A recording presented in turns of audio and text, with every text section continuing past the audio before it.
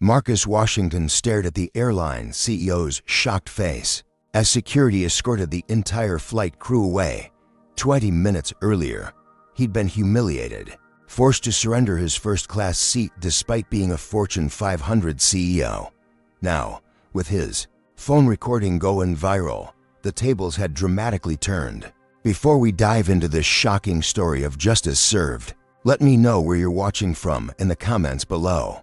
Hit that like button if you believe everyone deserves equal treatment regardless of their skin, color, and subscribe to catch more incredible true stories of people standing up against discrimination. Now, let's rewind to see how the successful Black executive turned a humiliating experience into a powerful moment of accountability. Marcus Washington had always defied the odds. At 42, he had transformed from a determined kid from Chicago's South Side to the brilliant CEO of NextGen Technologies, a revolutionary artificial intelligence company valued at billions. His journey wasn't just impressive, it was exceptional in a country where Black CEOs remained disturbingly rare. That Tuesday morning had begun like many others in his meticulously organized life. Marcus reviewed his presentation one final time in his Atlanta penthouse while adjusting his custom Tom Ford suit. Today wasn't just any meeting.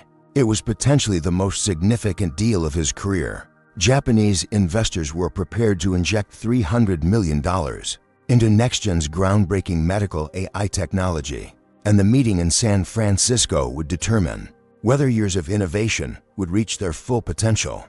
"Mr. Washington, your car is waiting downstairs," his home system announced. Marcus nodded, sliding his tablet into his leather briefcase. He had specifically booked a premium first-class ticket on Coastal Airlines to ensure he would arrive refreshed and prepared.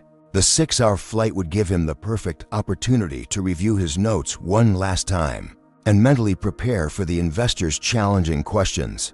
His executive assistant Shanice had confirmed all the details 3 times. "I've spoken with Coastal's VIP services," she had assured him yesterday. "They've noted your status in their system, and you'll receive priority boarding and enhanced service. The reservation is confirmed for seat 1-A, a window seat in first class." "Thank you, Shanice. You're always thorough," Marcus had replied, appreciating her attention to detail. Now, as his driver navigated through Atlanta's morning traffic toward the international airport, Marcus mentally rehearsed his presentation while responding to early morning emails. He had built NextGen from a startup in his garage to a company revolutionizing healthcare AI. Today's meeting could help bring life-saving technology to hospitals worldwide. The familiar tension settled in his shoulders as they approached the airport terminal. No matter how successful he became, airports always triggered a particular vigilance in him. He had learned from experience that his success didn't shield him from the assumptions people made. When they saw his skin, "Good luck with your meeting, sir," his driver said, unloading his minimal luggage. "Thank you, James. I appreciate it." The premium check-in line moved quickly, but Marcus noticed the subtle shift in the agent's expression when he approached. That momentary surprise that still appeared too often when people saw a Black man in expensive clothing. He had grown accustomed to it, though the resignation that came with that familiarity bothered him more than the microaggressions themselves. "Business trip?" the TSA agent asked with unusual interest as he examined Marcus's ID, despite the hundreds of business travelers passing through every hour. "Yes," Marcus replied simply, maintaining the calm, measured tone he had perfected over years of similar interactions. "Need to check that laptop separately," the agent added. Despite having just waved through 3 white executives with identical equipment, Marcus complied without comment. He had learned long ago to choose his battles carefully. His father's words echoed in his mind, "You've got to be twice as good to get half as far." Even now, as one of the most successful tech executives in the country, those words remained painfully relevant.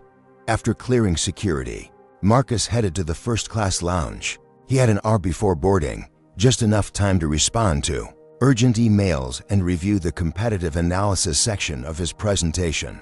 The lounge attendant scanned his boarding pass, and again, that flicker of surprise crossed her face. "Can I see some ID as well?" she asked. Marcus produced his license without comment. noting that the white businessman ahead of him had been waved through with just a boarding pass. These small indignities had become so routine that he almost didn't notice them anymore. Almost. Inside the lounge, he selected a quiet corner and opened his laptop. The stakes for today couldn't be higher. NextGen's AI diagnostic system had shown 98% accuracy in early trials, potentially saving thousands of lives by catching conditions human doctors might miss. The Japanese investment would accelerate development and deployment worldwide. When the boarding announcement came, Marcus packed up efficiently and headed to the gate. Despite the weight of the upcoming meeting, he felt prepared and confident. He had overcome far greater obstacles than convincing investors of his company's value. What he didn't realize was that his greatest challenge that day would come before he even reached San Francisco. Now boarding our first-class passengers for Coastal Airlines Flight 1857 to San Francisco, the gate agent announced. Marcus moved forward with the small group of premium passengers, his boarding pass displayed clearly on his phone. He approached the scanner with the practiced efficiency of someone who flew weekly. The machine beeped green, confirming his priority status and seat assignment. "Enjoy your flight, sir," the gate agent said mechanically, already looking past him to the next passenger. Marcus made his way down the jet bridge, briefcase in hand.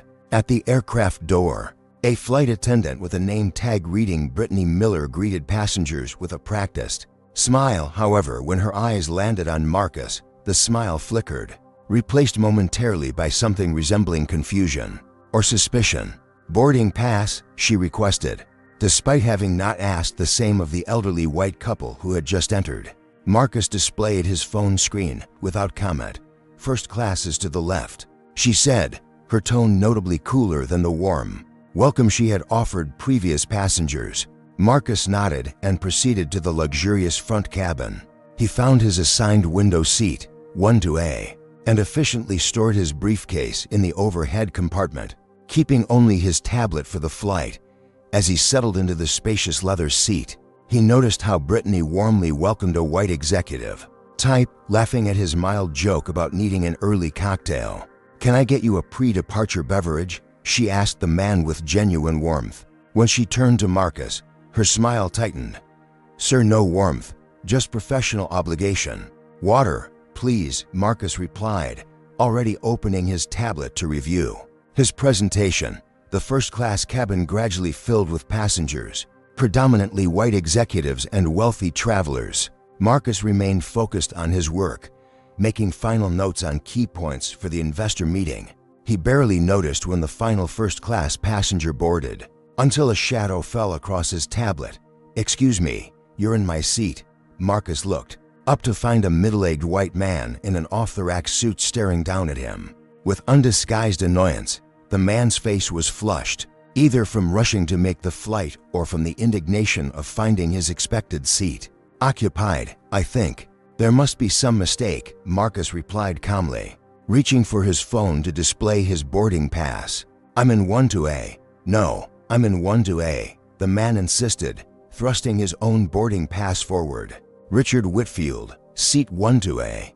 Marcus examined both boarding passes on their respective phones. His clearly showed Washington.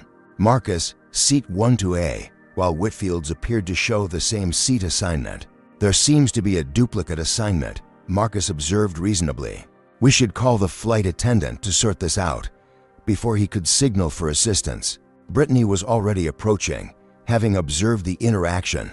"Is there a problem here?" she asked, looking directly at Whitfield rather than Marcus.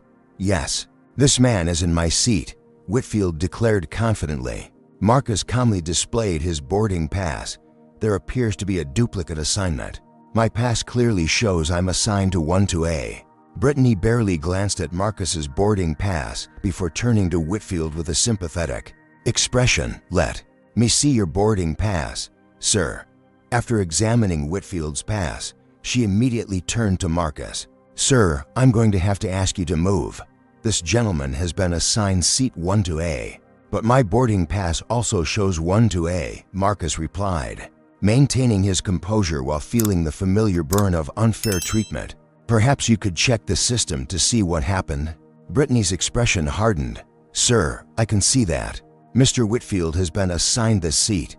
There must be a mistake with your boarding. By now, other first-class passengers were watching the interaction with undisguised interest.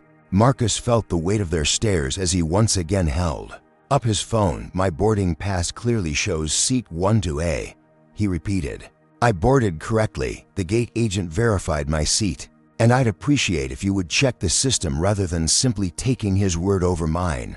Brittany's lips thinned. I'll need to call my supervisor. As she moved away to use the cabin phone, Whitfield remained standing in the aisle, arms crossed, looking at Marcus expectantly as though waiting for him to vacate the seat. Without further verification, within minutes, the head flight attendant arrived.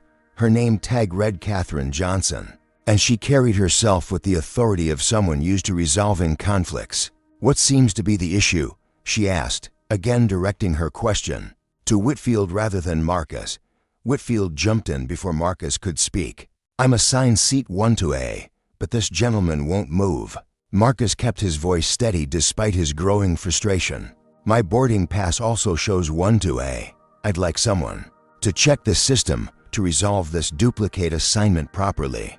Catherine gave Marcus a cursory glance before examining both boarding passes. Sir, she said to Marcus, there seems to be some confusion. Perhaps you misunderstood your seating assignment. There's no misunderstanding, Marcus replied firmly. My boarding pass clearly shows 12A, and the gate agent verified it when I boarded. Catherine's expression suggested she found his persistence troublesome. Let me check the manifest. She stepped away briefly to consult a tablet, then returned with a look of practiced patience that didn't reach her eyes. Sir, she addressed Marcus. It appears there was a system error. Mr. Whitfield was assigned this seat several weeks ago. We'll need to find you alternative seating. I booked this seat months in advance specifically for this flight, Marcus countered, feeling increasingly uncomfortable as more passengers stared at the unfolding scene. I'm a frequent flyer with your airline and confirmed this reservation yesterday. By now, a small crowd of crew members had gathered. The purser approached, followed by two more flight attendants. The situation was escalating far beyond what a simple seating error should warrant. Is there a problem here? A male voice cut through the tension. Captain William Hayes had emerged from the cockpit, his presence immediately commanding attention. Catherine quickly explained the situation, notably emphasizing Whitfield's claim while minimizing Marcus's valid concerns. The captain turned to Marcus with an expression that had already decided the outcome. Sir, I understand there's confusion about the seating, but we need to resolve this quickly to maintain our departure time. I'm going to have to ask you to accept alternative seating. Captain, Marcus said evenly, my boarding pass assigns me to this seat. I'm simply asking that someone verify the correct assignment in the system, rather than making assumptions. The captain's expression hardened. Sir, I'm responsible for this aircraft and everyone on it. If you continue to cause a disturbance, I'll have no choice but to have you removed from the flight. The threat hung in the air. Marcus looked around at the circle of white faces staring at him. The crew members united against him, the passengers watching with mixtures of discomfort and judgment. In that moment, he recognized the impossible position he was in. Despite being a CEO worth millions, despite having a valid boarding pass, despite being completely in the right, he was still just a black man being perceived as difficult. Fine, he said quietly, gathering his tablet. I'll move. Brittany's smile returned instantly as she turned to Whitfield. We apologize for the inconvenience, sir. Can I get you a complimentary beverage while you get settled? No such offer was extended to Marcus as Catherine led him back through the first-class cabin, past the premium economy section, and into the main economy cabin. This is the only seat available, she said, gesturing to a middle seat in row 34, wedged between two already seated passengers who looked up with visible annoyance at the prospect of losing their armrest space. Marcus looked at the cramped seat, then back at Catherine. My company paid for a first-class ticket. You can contact customer service after your flight about a partial refund. She replied dismissively. Now please take your seat. We're delaying departure. As Marcus squeezed into the middle seat, He felt something he hadn't experienced in years: complete powerlessness. Despite all his success, all his wealth, all his status, in this moment, he was reduced to nothing more than his skin color, and there wasn't a thing he could do about it. Or so they thought. The contrast couldn't have been more stark. 20 minutes earlier, Marcus had been comfortably seated in the spacious luxury of first class with ample legroom, a wide leather seat, and personalized service. Now his 6-foot frame was crammed into a narrow middle seat in row 34, his knees pressing painfully against the seat in front of him, his elbows tucked tightly against his sides to avoid invading his neighbor's space.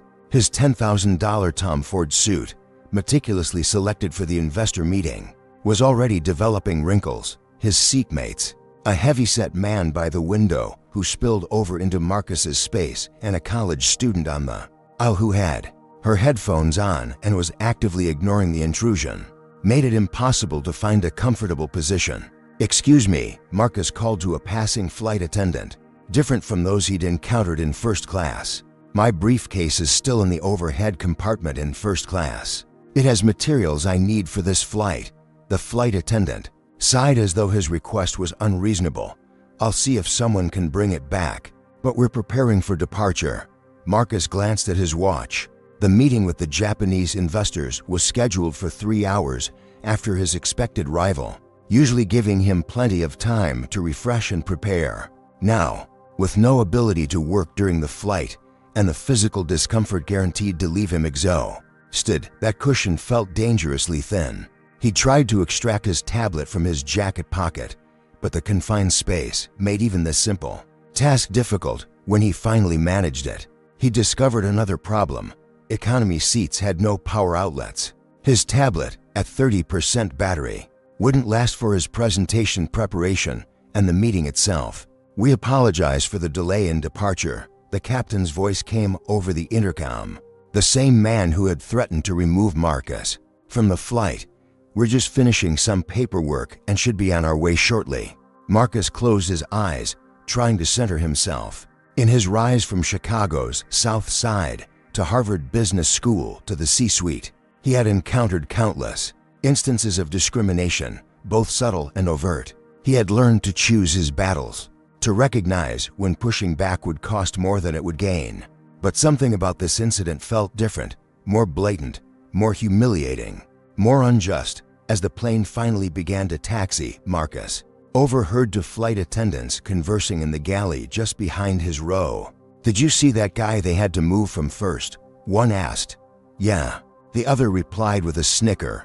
"These people always think they belong in first class. Probably used points or got upgraded accidentally," the first one suggested. The look on his face when they moved him was priceless. Marcus kept his expression neutral, but their words burned like acid. These people. The casual racism was as painful as it was familiar.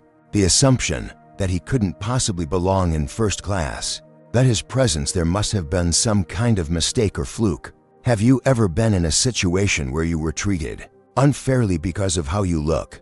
Comment number 1 if you've experienced discrimination in any form, and hit that like button if you believe everyone deserves to be treated with respect, regardless of their race. Subscribe to see more stories of people fighting back against injustice. Now, what would you do in Marcus's position? Would you stay quiet or find a way to stand up for yourself? The next part of this story might surprise you. What the flight attendants didn't realize was that their conversation had another listener. A young white woman seated across the aisle from Marcus had removed her earbuds. When she noticed the commotion, Jessica Taylor frowned as she heard the attendant's remarks, then glanced at Marcus. Their eyes met briefly, and something in her expression suggested not pity, but genuine concern. Marcus turned away, focusing on controlling his breathing and managing his anger. This physical discomfort was temporary, he reminded himself. The meeting was what mattered. He would deal with Coastal Airlines after his business was concluded. The plane reached cruising altitude, and the seatbelt sign dinged off. The man next to Marcus immediately reclined his seat fully, further reducing what little space Marcus had. His phone buzzed with messages from the investors, confirming details for their meeting. The stakes of that meeting pressed on him along with the physical discomfort of his seating. "Excuse me," he called to another passing flight attendant. "Is there any chance there's a seat available in premium economy or business class? I'm willing to pay for an upgrade." The flight attendant barely paused. "Flight's full. No seats available." Marcus nodded, unsurprised. He returned to his breathing exercises, techniques he had learned to manage stress during the high-pressure days of building his company. From nothing, the physical discomfort of the cramped seat was more than just an inconvenience. It was a visceral reminder of the burdens Black Americans carried every day. No matter how successful he became, no matter how many billions his company was worth, no matter how impeccable his credentials, he could still be reduced to this, squeezed into a space too small, his dignity compressed along with his body, his legitimate complaints dismissed, his very presence treated as an imposition. The beverage service began, with flight attendants working their way slowly from the front of the plane. Marcus watched as Richard Whitfield, visible in first class when Marcus craned his neck, was served champagne with a smile. The man had settled comfortably into the seat that rightfully belonged to Marcus, completely untroubled by the injustice that had put him there. As the beverage cart finally reached row 34, Jessica Taylor, the young woman across the aisle, stood up. "I need to use the restroom," she told the flight attendant, stepping into the aisle. As she passed Marcus's row, she discreetly dropped a folded napkin onto his lap before continuing toward the back of the plane. Curious, Marcus unfolded the napkin when the attendants weren't looking. On it was written, "I saw what happened.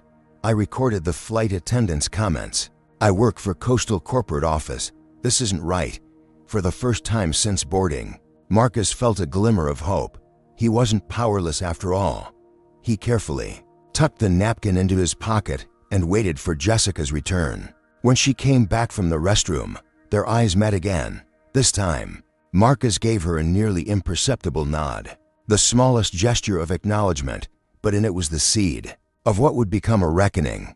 3 hours into the 6-hour flight, the cabin lights dimmed for the mid-flight rest period. Most passengers dozed or watched movies on their screens, creating a cocoon of relative privacy despite the crowded conditions.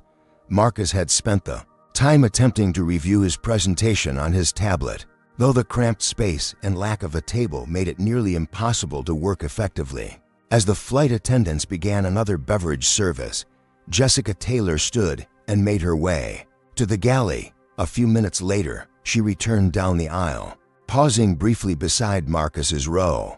"Excuse me," she said quietly. "I believe you dropped this when you boarded." She handed him a business card. As Marcus took it, she gave him a meaningful look before returning to her seat. The card identified her as Jessica Taylor, Assistant Director of Customer Experience at Coastal Airlines Corporate Headquarters. On the back, she had written, "Meet me at the rear galley in 10 minutes." Marcus tucked the card into his pocket. For the next 10 minutes, he considered his options carefully. As a successful Black man in America, he had learned to navigate situations like this with strategic precision. Every move had consequences, and the wrong approach could easily backfire, reinforcing the very stereotypes he had spent his life disproving. When enough time had passed, he excused himself from his row and made his way to the rear of the aircraft. Jessica was waiting near the galley, appearing to organize items in her carry-on bag as cover for their meeting. "I'm sorry about what happened to you," she said quietly when Marcus approached. "I've worked for Coastal for 5 years, and I've seen this pattern too many times."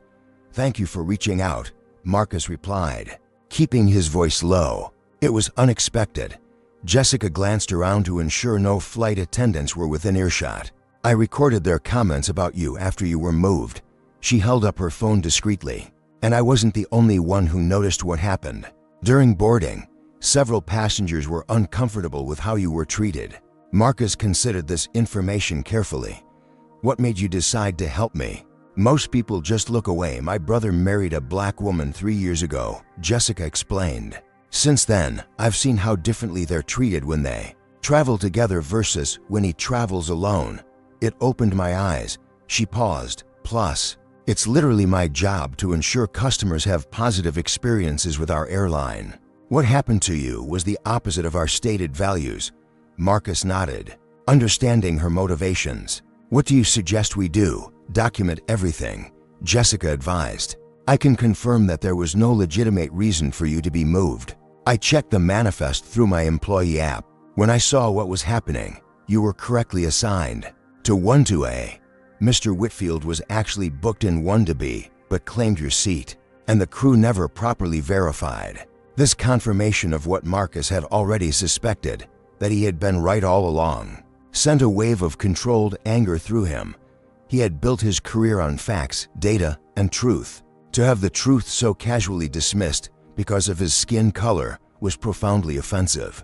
I'm going to start recording my interactions with the crew for the remainder of the flight. Marcus decided, not to escalate the situation, but to ensure there's a record. Jessica nodded. That's wise. I need to return to my seat before anyone gets suspicious, but I'll support whatever action you decide to take after we land. As they prepared to separate, Marcus said, I never caught your full name. Jessica Taylor. She replied, extending her hand. And you, Marcus Washington. Recognition flashed in her eyes. Wait, Marcus Washington of NextGen Technologies? Marcus nodded, a hint of a smile touching his lips for the first time since boarding. Oh my God.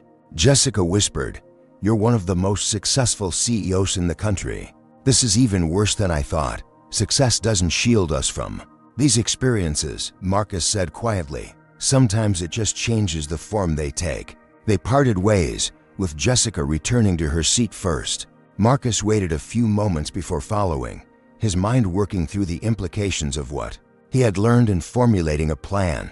When he returned to his row, he discreetly took out his phone and enabled the recording function.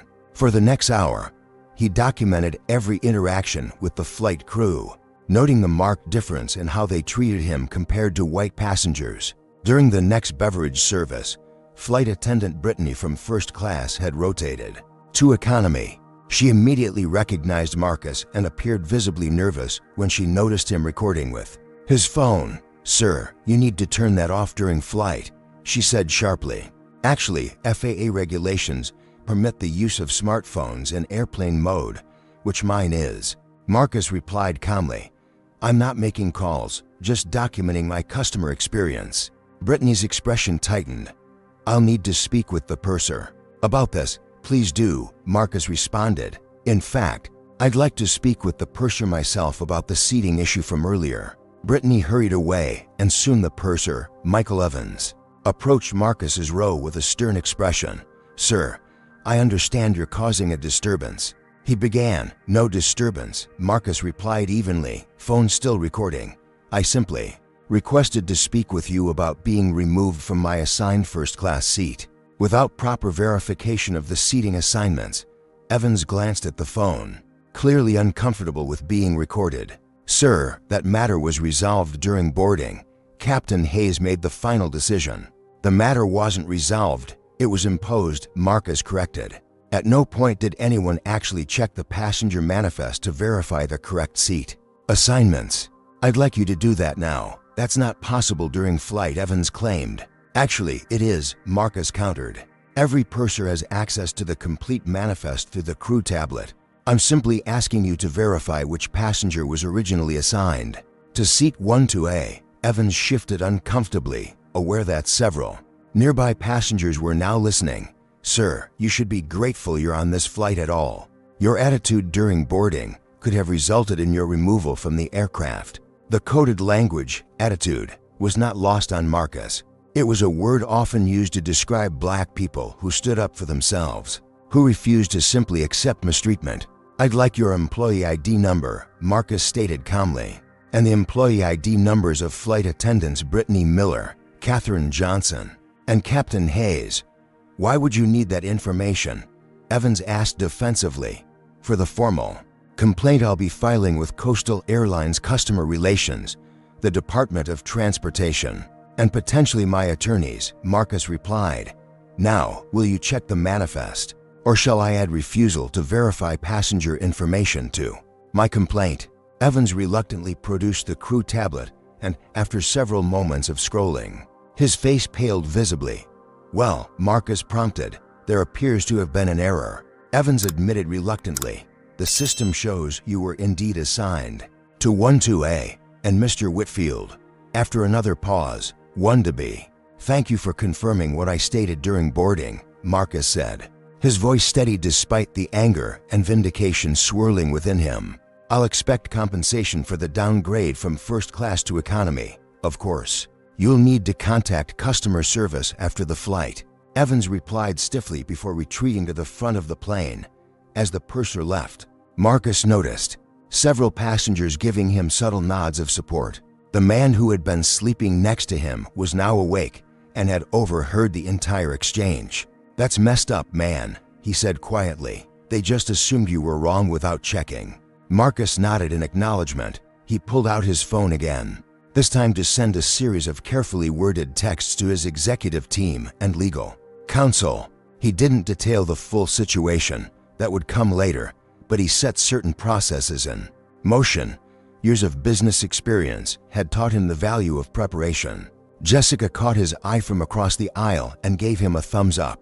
The pieces were falling into place. What the Coastal Airlines crew didn't realize was that they hadn't just discriminated against any passenger, they had discriminated against someone with the resources and determination to hold them accountable. And Marcus Washington was just getting started. Ladies and gentlemen, we are beginning our descent into San Francisco International Airport. Please return to your seats, fasten your seatbelts, and ensure your tray tables are in the upright and locked position. The captain's voice, the same one that had threatened to remove Marcus from the flight hours earlier, now sounded routinely professional over the intercom. Marcus straightened his seat, feeling the stiffness in his back from hours in the cramped economy section. His $10,000 suit was hopelessly wrinkled, his presentation materials still inaccessible in his briefcase, stored in the first-class overhead bin. As the plane descended through clouds toward the California coastline, flight attendants made their final checks of the cabin. Brittany pointedly avoided eye contact with Marcus as she passed his row.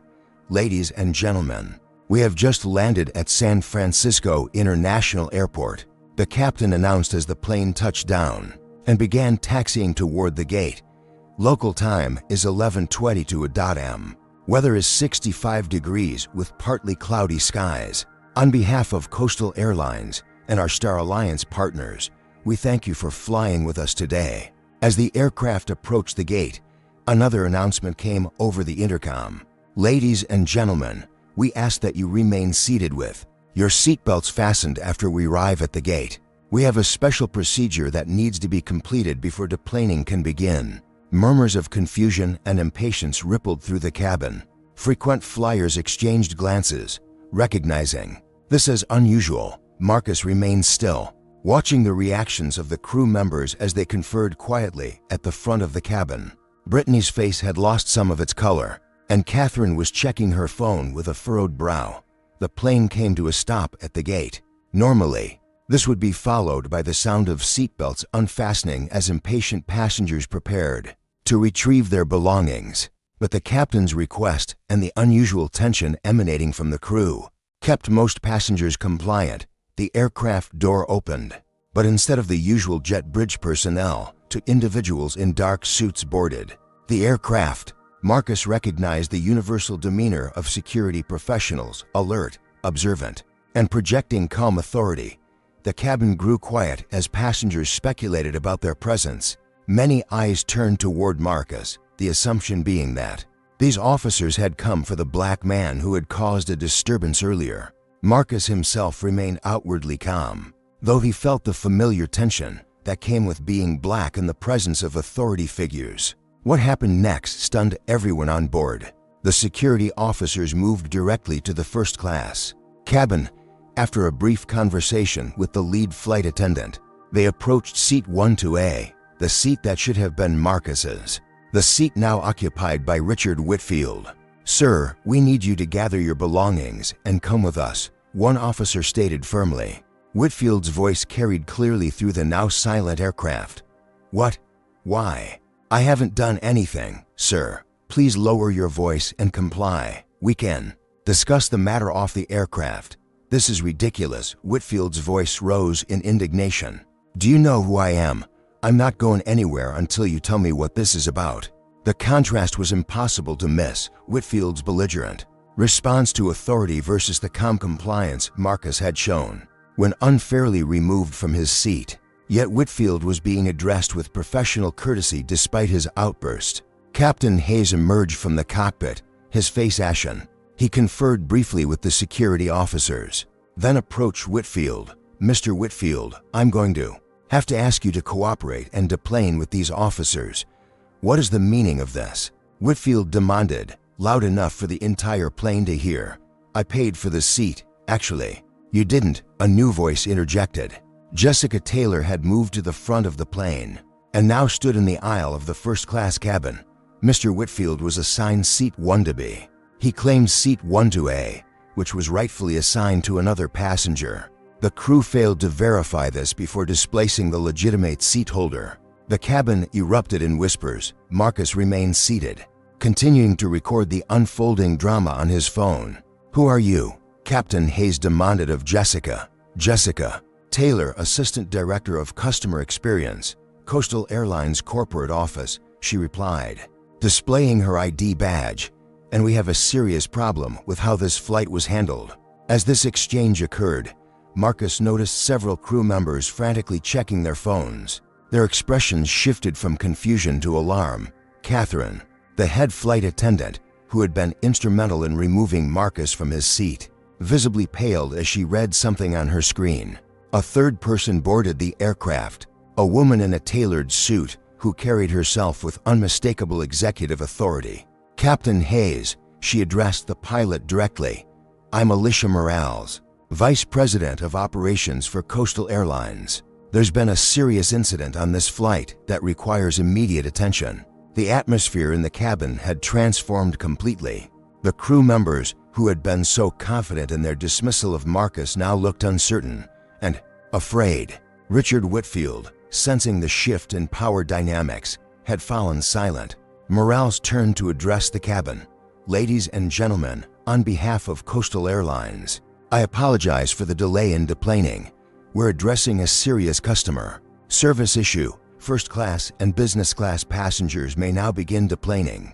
Economy passengers, please remain seated momentarily. As the premium passengers began gathering their belongings, Morales approached row 34. She stopped beside Marcus's seat. Mr. Washington, she inquired quietly. Marcus nodded. Still recording.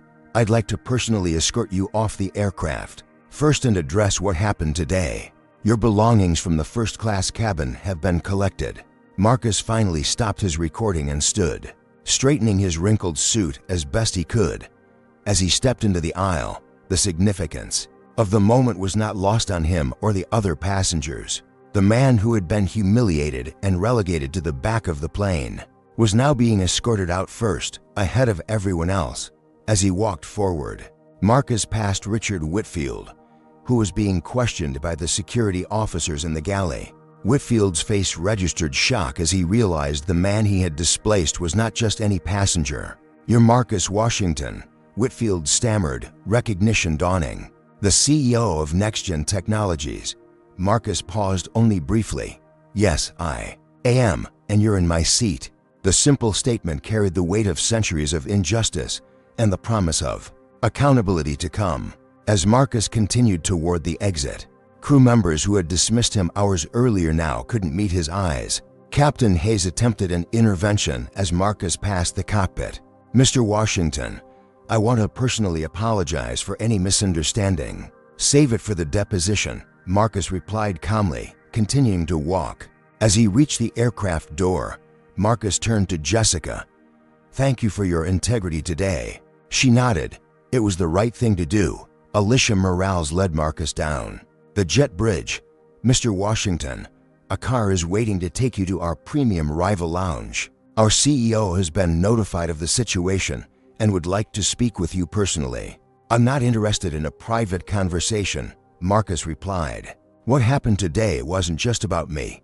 It was about a systemic problem that affects countless passengers who don't have my resources or platform. Morales nodded soberly. I understand. What would you like to happen next? Justice, Marcus answered simply, and not the kind that's negotiated behind closed doors. As they emerged into the terminal, Marcus spotted his executive assistant Shanice waiting anxiously. She rushed forward, relief evident on her face. Marcus, I've been trying to reach you since I got your text. The investors agreed to push the meeting back 2 hours. Are you okay? What happened? Marcus took a deep breath, the first one that felt full and unrestricted since he'd boarded the plane in Atlanta. I'm fine, Shanice, but Coastal Airlines is about to have the worst day in their corporate history. He turned back to Morales. I'll need the names and employee IDs of everyone involved in today's incident, from the gate agents to the captain, and I want the unedited security footage from the aircraft. Mr. Washington, perhaps we could discuss some compensation or accommodations. Marcus cut her off with a raised hand. Ms. Morales, respect isn't something you can upgrade to. It's either there or it isn't. Today, your airline showed me exactly where it stands. As they walked through the terminal, Marcus noticed people recognizing him, smartphones rising to capture photos and videos. The story was already spreading beyond the confines of Flight 1857. In his pocket, his phone buzzed with an incoming call from his company's head of public relations. The reckoning was just beginning. 2 hours after landing, Marcus Washington stood in the lobby of Coastal Airlines Bay Area headquarters, his wrinkled suit replaced with a fresh one delivered by his assistant. The receptionist glanced up as he approached the desk, her eyes widening in recognition. I'm here to see Thomas Reynolds, Marcus stated. Do you have an appointment, sir? She asked, though her tone suggested she already knew the answer. He's expecting me, Marcus replied. Before the receptionist could respond, Jessica Taylor emerged from a side door, now dressed in formal business attire that reflected her corporate position. Mr. Washington, thank you for coming. She greeted him professionally, though the solidarity in her eyes remained. I'll escort you upstairs. As they walked toward the executive elevator, Marcus noted the whispers and stares from Coastal employees who recognized him. News traveled fast in corporate settings, and by now, most of the building likely knew about the incident. Reynolds has been in meetings with legal all morning, Jessica informed him quietly as they entered the elevator. They're in damage control mode, as they should be, Marcus replied. The elevator opened directly into the executive floor, where the atmosphere of controlled panic was palpable. Assistants hurried between offices with worried expressions, and through glass walls, Marcus could see groups of executives in intense discussion. Jessica led him to a waiting area outside the CEO's office. Mr. Reynolds asked that you wait here momentarily. He's finishing a call. Marcus nodded, recognizing the power play for what it was. A last attempt by Reynolds to assert control over the situation by making him wait. It was a transparent and ultimately futile gesture. While we wait, Marcus said, taking out his phone, I'd like to show you something. He pulled up the video he had edited during the car ride to the headquarters, a concise but devastating compilation of his experience on Flight 1857. From the initial seating confrontation to the crew's racist comments, to the final vindication at landing, the video ended with text identifying him as the CEO of NextGen Technologies, a Fortune 500 company. I'm posting this now, he told Jessica. Your testimony in the video is powerful. Are you comfortable with that? Jessica straightened her shoulders. Absolutely. This is bigger than my job. Marcus nodded appreciatively and pressed share. The video would go to his personal social media accounts, with a combined following of over 10 million people, as well as to selected journalists who had covered his career over the years. It's done, he said, putting his phone away. Jessica smiled grimly. Good. Have you ever been in a situation where someone tried to make you feel small, only for them to discover they'd picked the wrong person to mess with? Comment number 1 if you've ever had a moment of sweet justice after being mistreated. Like this video if you believe corporations should be held accountable for discriminatory practices. And subscribe to see more stories of people standing up against injustice. Now, what do you think will happen when Marcus finally meets the airline CEO face to face? The confrontation you're about to witness might be the most satisfying moment yet. 20 minutes passed, a deliberate delay that only strengthened Marcus's resolve. Finally, the double doors to Reynolds' office opened, and a harried assistant emerged. "Mr. Reynolds will see you now," she announced, her voice betraying the tension of the moment.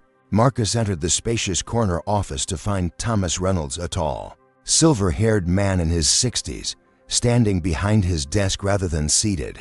Another small power play. Reynolds forced a professional smile that didn't reach his eyes. "Mr. Washington, I want to personally apologize for your experience on Flight 1857 this morning. It falls far short of the standards we set at Coastal Airlines." Marcus didn't return the smile. "Is that your prepared statement, Mr. Reynolds? Because it sounds remarkably similar to the form responses your customer service department sends out after losing someone's luggage." Reynolds' smile faltered. "I assure you, we're taking this matter very seriously. I've already initiated an internal investigation, and the crew members involved have been suspended pending." "Suspended?" Marcus interrupted. "Not terminated? We have procedures that must be followed," Reynolds explained stiffly. "Due process for our employees is—" "Interesting that you mentioned due process," Marcus cut in. "Was I afforded due process when your crew removed me from my rightful seat, based solely on the word of a white passenger? When your captain threatened to remove me from the flight for simply requesting verification of the correct seat assignment?" Reynolds gestured to the chairs in front of his desk. "Please, let's sit down and discuss how we can make this right." Marcus remained standing. "I prefer to stand, thank you." Reynolds awkwardly lowered himself into his chair, losing the height advantage he'd tried to maintain. As he did, Marcus noticed him glancing at his phone screen, which was lighting up with notifications. "Is something wrong, Mr. Reynolds?" Marcus asked. Though he knew exactly what was happening, Reynolds' face tightened as he quickly scanned his screen. "Mr. Washington, I see you've posted about this incident on social media before giving us the opportunity to address it privately. That's unfortunate." "No. What's unfortunate is that your airline discriminated against me because of my race," Marcus replied evenly. "What's unfortunate is that your employees felt comfortable making racist comments about a passenger. What's unfortunate is that I'm far from the first person this has happened to. I'm just one of the few with the platform to make you pay attention." Reynolds' phone continued to buzz with incoming messages. His assistant knocked urgently and entered without waiting for a response. "Sir, we have a situation," she said, her voice tight with panic. "The video Mr. Washington posted is going viral. Hashtag boycott Coastal Airlines is trending nationally. CNN and MSNBC are requesting statements, and our stock has dropped 3% in the last 15 minutes. Reynolds' face paled. He dismissed his assistant with a quick nod and turned back to Marcus with a completely different demeanor. "Mr. Washington, perhaps we've gotten off on the wrong foot. I'm prepared to offer you significant compensation for your inconvenience. First-class travel for life, perhaps, or I don't need your airline miles, Mr. Reynolds." Marcus interrupted. "I can buy your entire airline if I wanted to." "Then, what do you want?" Reynolds asked, the facade of corporate pleasantry crumbling. "I want justice," Marcus stated simply. "Not just for me, but for every black passenger who has been humiliated by your airline and didn't have the resources to fight back." Marcus took out his phone and placed it on Reynolds' desk, activating the speaker function. "I have some people who would like to join our conversation, if you don't mind." Before Reynolds could object, several voices came through the phone. "Thomas, it's Eleanor Richardson." The chairwoman of Coastal's board of directors' voice was razor-sharp. "I've just watched the most disturbing video involving our airline. Mr. Washington, are you there?" "I'm here, Ms. Richardson," Marcus confirmed. "On behalf of the board, I want to express our profound dismay at what you experienced. Rest assured, we will be addressing this at the highest levels." Another voice joined in. "Reynolds, it's James Wilson from Vanguard. We hold 20% of Coastal's stock in our funds, and I'm watching your share price in freefall right now. This is a disaster." Reynolds' face had gone from pale to ashen. "Now wait a minute. This is one isolated incident, is it, Jessica?" Taylor stepped forward, placing a folder on Reynolds' desk. I've compiled reports of similar incidents involving black and brown passengers over the past 18 months. This isn't isolated, it's systemic. Reynolds stared at her in shock. Miss Taylor, you're an employee of this company. This is completely inappropriate. What's inappropriate is fostering a culture where discrimination is tolerated, she replied. Firmly, Marcus watched the realization dawn on Reynolds' face. This wasn't going to be resolved with platitudes or airline miles, or even a significant cash settlement. The very foundation of his leadership was being challenged. What do you want? Reynolds asked again, his voice hollow. Marcus outlined his terms clearly and concisely.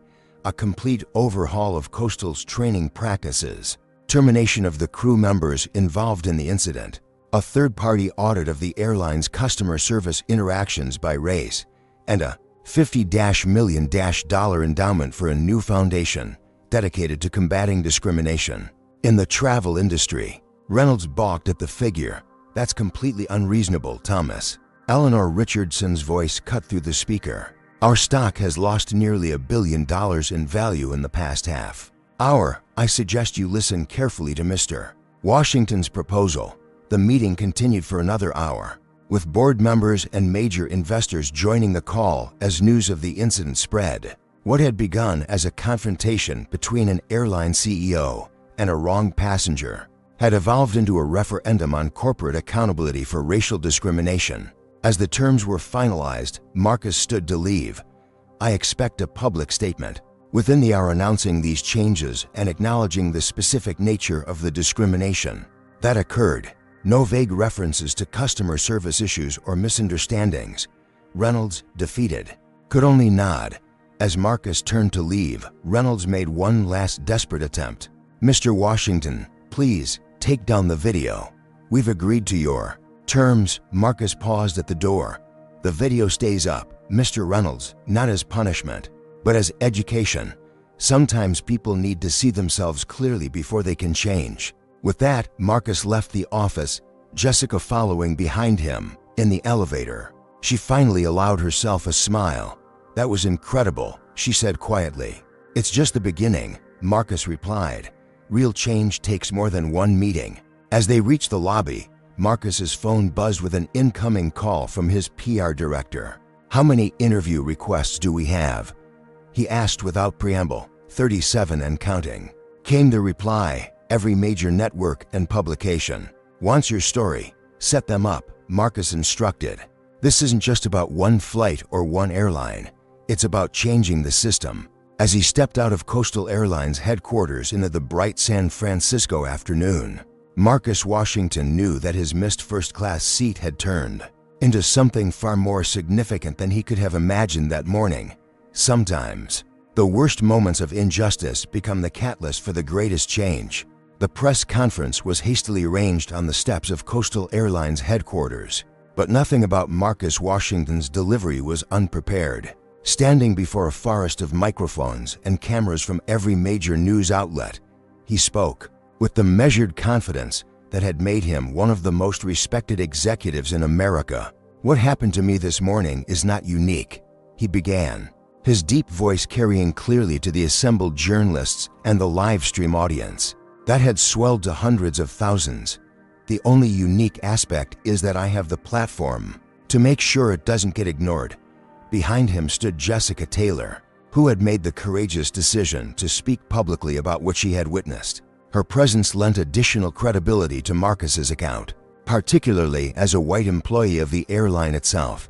I watched a successful, professional black man be humiliated for no reason other than the color of his skin, Jessica stated. When it was her turn to speak, what disturbed me most wasn't just the incident itself, but how routine it seemed to the crew. This wasn't an anomaly, it was business as usual. The press conference had been scheduled to last 30 minutes, but extended to nearly 2 hours as journalists asked question after question. Throughout, Marcus maintained his composure, refusing to be baited into expressing anger even when recounting the most humiliating aspects of his experience. This isn't about one bad flight or a few problematic employees, he explained. This is about systems that enable discrimination and companies that prioritize denial over accountability. By the time Marcus returned to his hotel suite, the video of his experience had been viewed over 20 million times. Hashtag Flying Willowblack had become the top trending topic nationally, with thousands sharing their own experiences of discrimination. In air travel, CNN's breaking news banner read, "Black CEO humiliated, airline stock plummets." MSNBC ran a special report titled "Discrimination at 30,000 feet." Even Fox News covered the story, though their framing focused more on the airline's customer service failure than on the racial aspects. Marcus's phone rang continuously with calls from other network executives, fellow CEOs expressing solidarity, and civil rights leaders wanting to coordinate responses. His PR team had set up an impromptu command center in an adjoining suite to manage the overwhelming media interest. The Japanese investors saw the news, Shanis informed him, handing him a freshly pressed shirt for his next interview. "They've rescheduled for tomorrow and expressed their admiration for how you're handling this." Apparently, the chairman was quite impressed. Marcus nodded, taking a moment to center himself before his interview with Anderson Cooper. The meeting with the investors had been the focal point of his day when he boarded the flight this morning. Now, it seemed almost secondary to the movement that was building around his experience. Meanwhile, Coastal Airlines was facing a corporate nightmare. Their stock had closed down 11%, wiping out over $1.2 billion in market value in a single day. Their social media accounts were overwhelmed with angry comments, and calls for boycotts were spreading across platforms. Their initial statement, a vague apology for a customer service incident, had only fueled the outrage. The contrast between their equivocation and Marcus's clear, factual account made the company appear even more evasive and untrustworthy. By evening, internet sleuths had identified Richard Whitfield as a vice president at Monroe Financial Services. His company, facing its own public relations crisis by association, placed him on administrative leave pending an investigation. His LinkedIn profile vanished, and his Twitter account was deleted after receiving thousands of angry messages. The flight crew members were similarly identified. Captain William Hayes, who had threatened to remove Marcus from the flight, had his history of passenger complaints exposed by former colleagues. Flight attendant Brittany Miller hastily made her social media accounts private after screenshots of racially insensitive posts began circulating online. Former Coastal employees, emboldened by the public attention, began sharing their own stories of the airline's problematic internal culture. A black former flight attendant revealed she had been repeatedly passed over for promotion despite exemplary performance reviews. A South Asian gate agent described being assigned to less desirable routes after complaining about discriminatory comments from a supervisor. As darkness fell over San Francisco, Marcus sat down for his final interview of the day, a one-on-one with Trevor Noah for The Daily Show. "What's been most surprising to you about the response to your story?" Noah asked. Marcus considered the question carefully.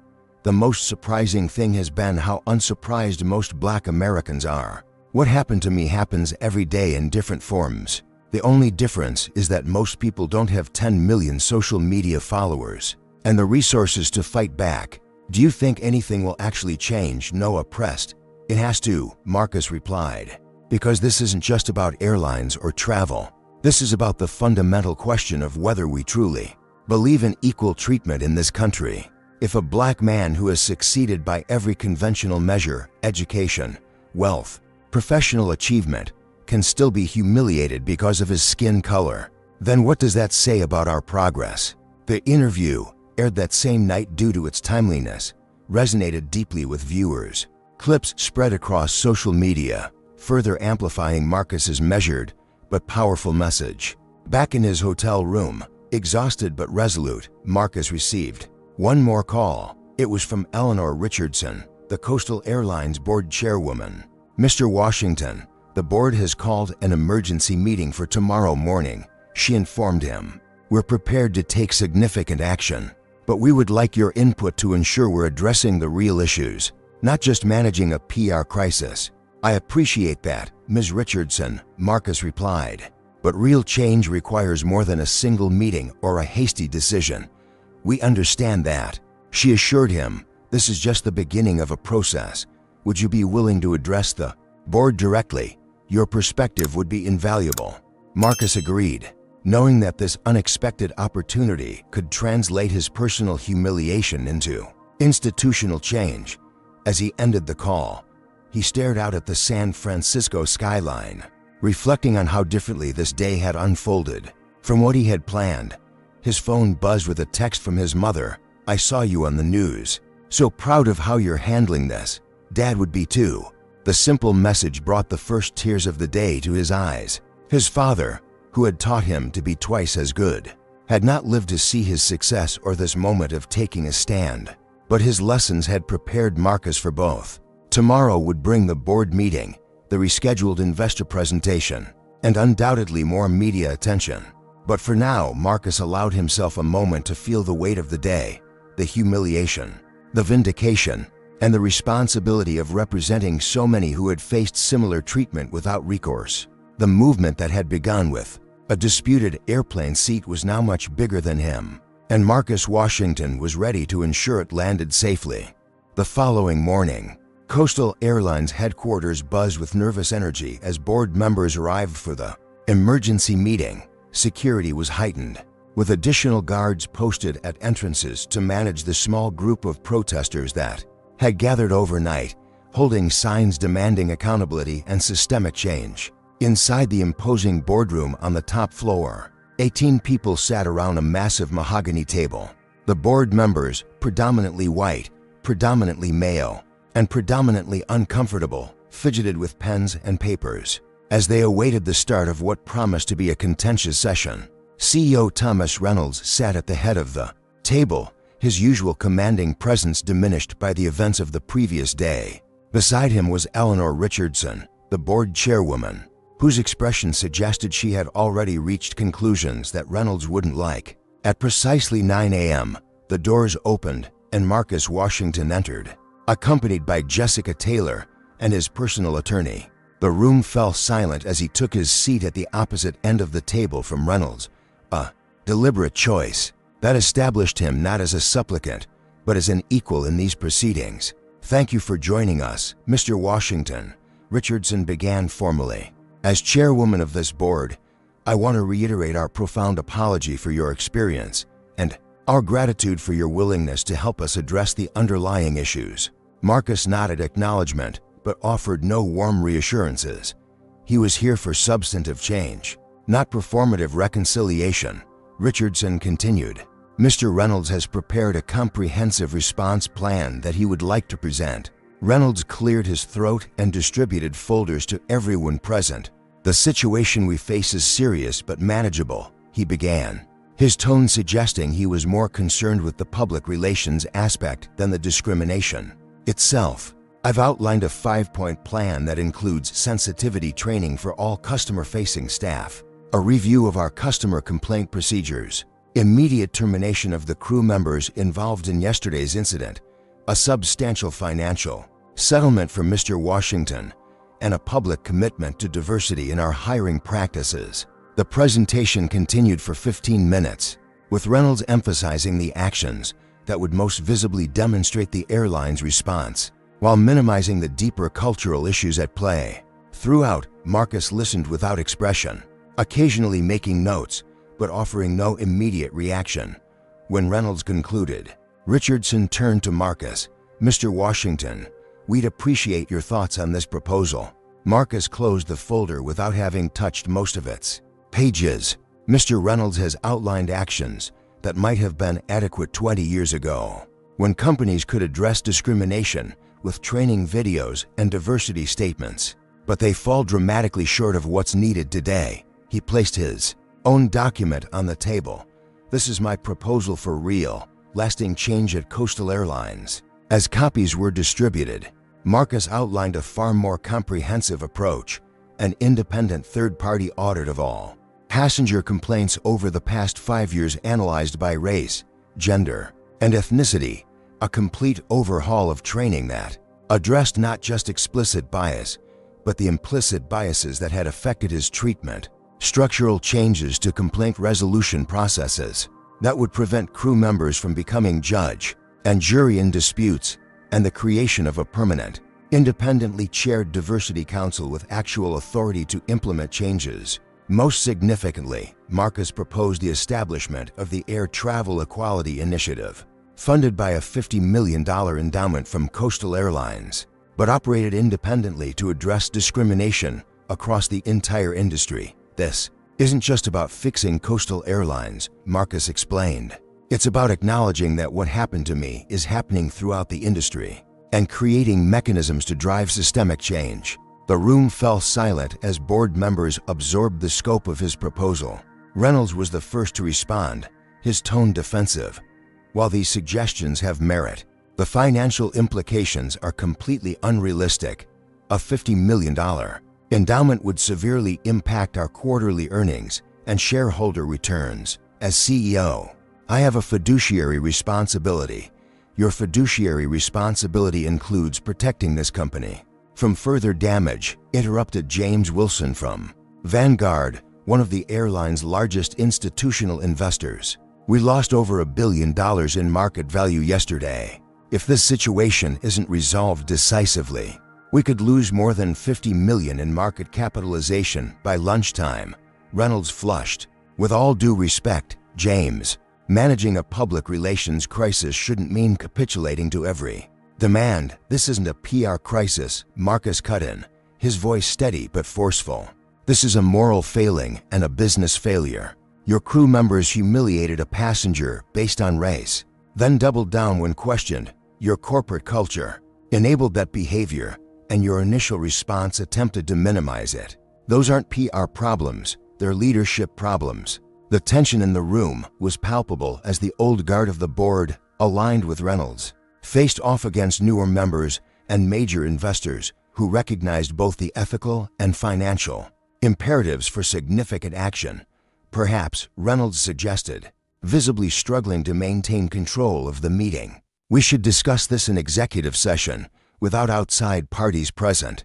Actually, Richardson interjected, there's another matter we need to address first. She nodded to the corporate secretary, who distributed another document to the board members.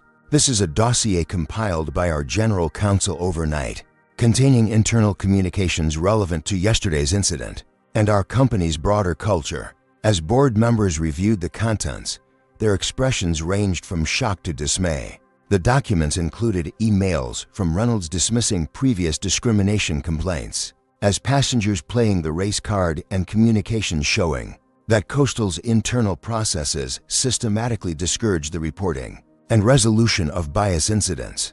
Most damning was an email from Reynolds to his executive team, following an incident 6 months earlier involving a prominent black entertainer.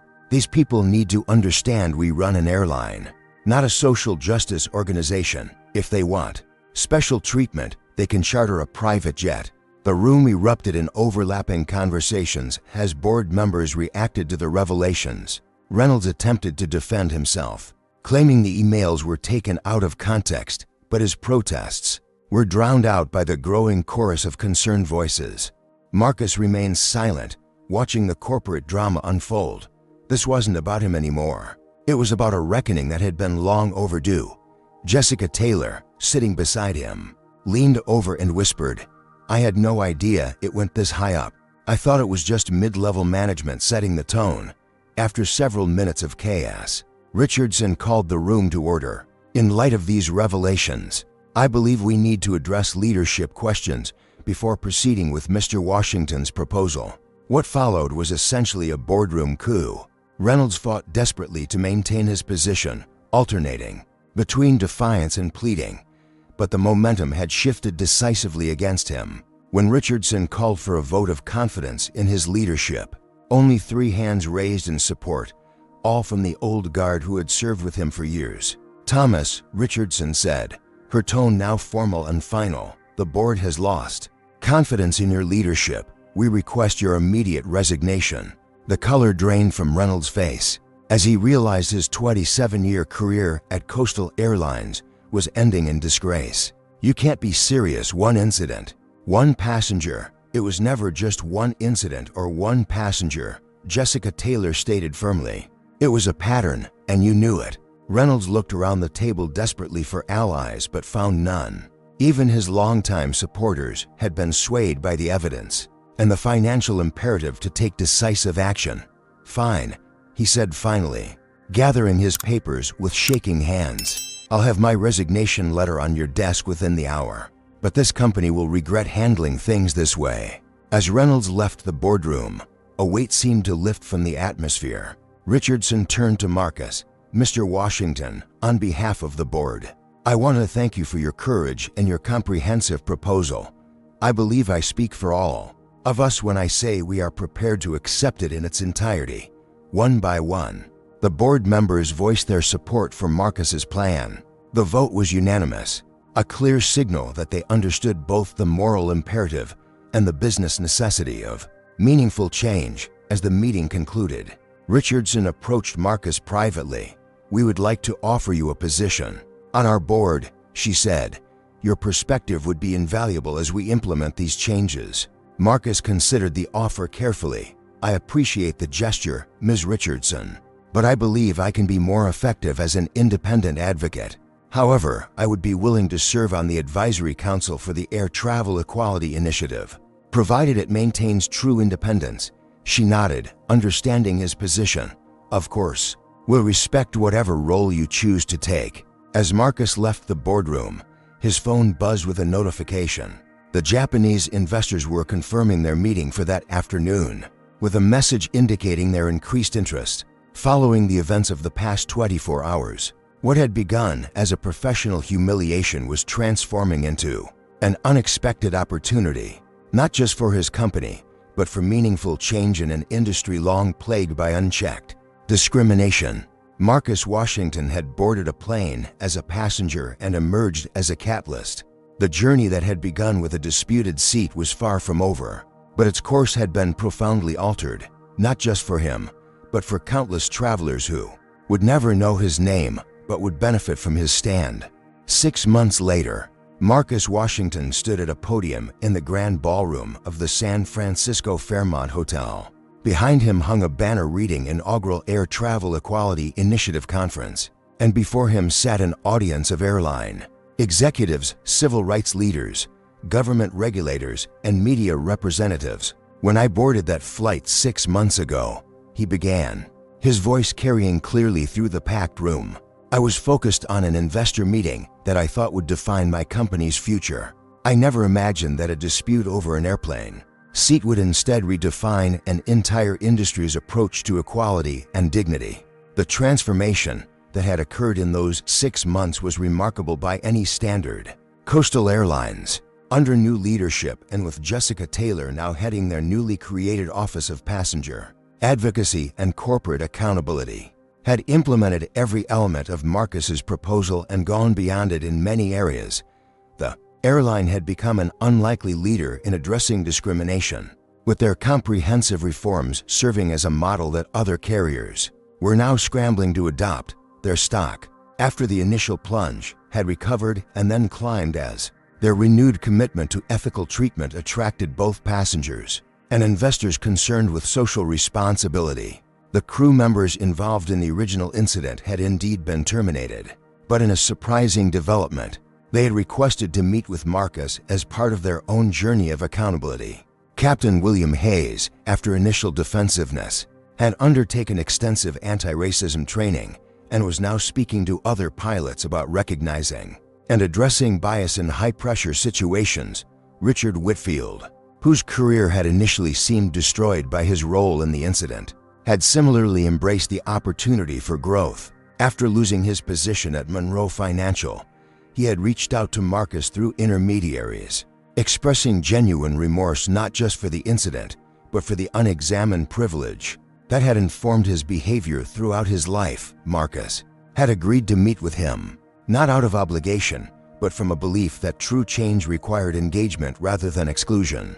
That meeting had led to Whitfield now serving as a corporate consultant on privilege and bias awareness, sharing his experience as a cautionary tale that resonated particularly with other white executives. the Air Travel Equality Initiative, funded initially by Coastal's $50 million endowment, but now supported by contributions from 6 other major carriers, had established a comprehensive reporting system for discrimination incidents across airlines.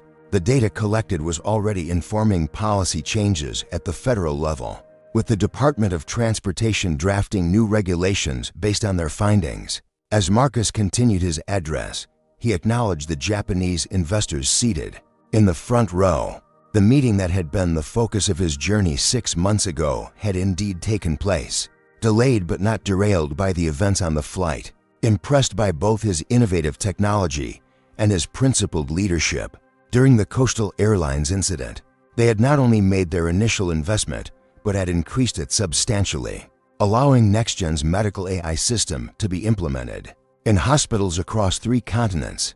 What began as an act of discrimination became a catalyst for transformation. Marcus told the audience, "Not because I am special, but because we collectively decided that enough was enough, that the casual humiliations and systemic biases that have been normalized for too long would no longer be accepted as the cost of being black in America." In the audience, Jessica Taylor listened with pride. Her decision to stand up that day on the airplane had changed the trajectory of her career and her life, now leading Coastal's accountability initiatives with a staff of 30 and a direct reporting line to the board. She had become a respected voice in corporate ethics and had recently been named to Forbes 40 Under 40 Inches list. The true measure of our progress, Marcus continued, will not be in conferences or initiatives or policy documents. It will be in the experiences of the passengers who board flights without having to carry the additional burden of racial anxiety. It will be in the black executive who receives the same respect as her white colleague without having to repeatedly prove she belongs in first class. It will be in the quiet dignity afforded to every traveler regardless of the color of their skin. As he concluded his remarks to thunderous applause, Marcus reflected on the unexpected journey of the past 6 months. The humiliation he had felt that day in seat 340 had been transformed into something powerful and lasting. His father's admonition to be twice as good had proven true once again, but this time with a different outcome, not just personal success, but systemic change. After the applause subsided, and as attendees moved toward breakout sessions, a young black entrepreneur approached Marcus. "Mr. Washington," the young man said, extending his hand, "I just wanted to thank you. I travel weekly for my startup, and since your stand against Coastal, I've noticed a difference in how I'm treated. It's subtle, but it's real." Marcus shook his hand warmly. "What's your company?" "HealthSync Technologies. We're developing telehealth solutions for underserved communities." "Send me your pitch deck," Marcus replied with a genuine smile. "NextGen is always looking for innovative partners." The young man's eyes widened. "Seriously? That would be amazing." As they exchanged contact information, Marcus felt the full circle of the moment. His stand had not just been about a seat on an airplane, or even about the principle of equal treatment. It had been about creating space, both literal and figurative, for those who would come after him, for the next generation of black excellence that would build on the foundations laid by their predecessors.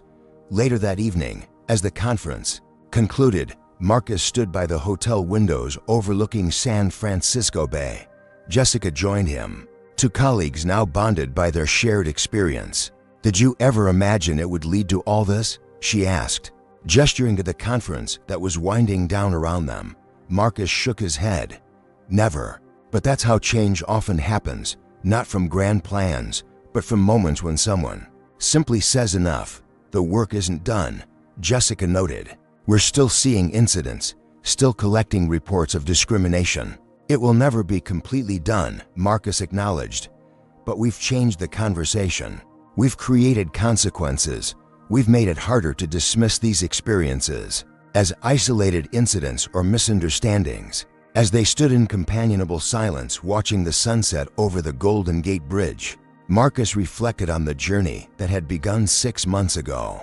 From the humiliation of seat 340 to this moment of industry transformation, the path had been unexpected but ultimately profound. The true victory wasn't in the corporate changes or the policy reforms, important as those were. It was in the shift in consciousness, the recognition that dignity wasn't a privilege to be earned, but a right to be expected. It was in the knowledge that his stand had made the journey a little easier for the next person, and the person after that. Sometimes, Marcus thought as the last rays of sunlight glinted off the bay. Transformation begins with a single seat on an airplane and ends with changing an entire industry. This powerful story teaches us that dignity isn't negotiable, regardless of your status. Marcus Washington's experience reveals how racism persists even for those who have made it. By conventional standards, his response demonstrates that effective change requires both personal courage and strategic action. Individual stands matter, but lasting transformation demands systemic solutions. The airline crew's assumptions about who belongs in first class expose how implicit bias operates daily, invisible to those who don't experience it but painfully evident to those who do.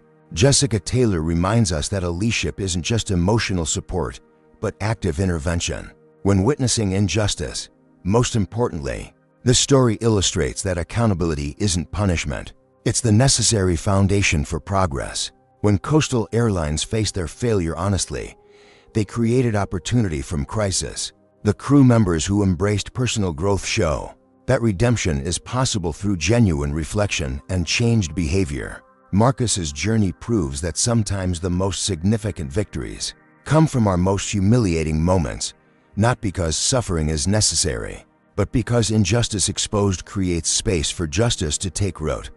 What would you do if you were in Marcus's position? Have you ever witnessed discrimination and chosen to speak up or stay silent? Comment below with your experiences. If you believe everyone deserves equal treatment regardless of race, hit that like button and subscribe for more powerful stories of people challenging injustice. Share this video with someone who needs this message today. Thank you for watching, and remember, your voice matters in creating the world we all deserve to live in.